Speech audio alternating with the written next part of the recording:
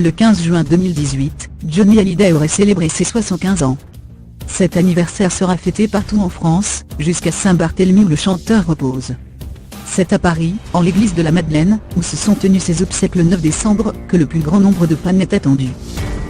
Le Parisien fait le point avec le Père Oreste, qui avait officié lors des funérailles de Johnny Hallyday, ainsi que tous les 9 de chaque mois lors des messes en la mémoire du chanteur, qui attire de plus en plus d'admirateurs. Les fans de Johnny se sont appropriés la Madeleine. Nous avons supprimé la messe du 9 juin pour en faire une plus importante, le 15 juin avec une célébration en musique pour commencer.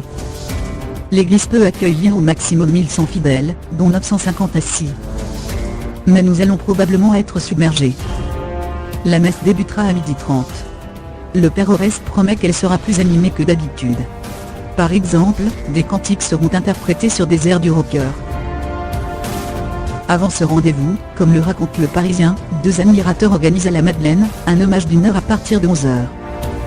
Chantal Mourillon et Alex Parlermo, les 2 chefs d'orchestre, prévoient la venue d'un membre de la famille Hallyday, ainsi qu'une violoniste slovaque, un pianiste, et le chanteur Krivan qui devrait reprendre 2 classiques de Johnny. Une participation de 5 € sera demandée. Les organisateurs cherchent un moyen de faire profiter de ce moment le plus grand nombre de fans qui n'auront pu rentrer. La piste de l'appli pour smartphone est à l'étude selon les intéressés. Les alentours de l'église seront décorés de photos de Johnny Hallyday et de fleurs.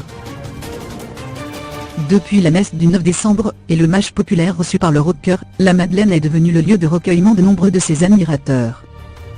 Notamment parce que se rendre sur sa sépulture, sur l'île de Saint-Barthélemy, n'est pas chose aisée. Et le Père Oreste est le premier témoin de cette ferveur des fans. Au début, j'avais laissé sur les marches les couronnes de fleurs des personnalités qui ont assisté aux obsèques. Les gens prenaient des roses en souvenir, respectueusement. Ensuite, j'ai vu qu'il déposait des mots sous les petites lampes de l'église. Alors j'ai pensé qu'il fallait organiser dignement ce mouvement spontané. Je ne voulais pas que les gens soient déçus en entrant à la Madeleine et que rien n'évoque Johnny, déclarait l'homme d'église au Parisien en janvier. Tout cela prouve qu'il émane quelque chose de cet homme.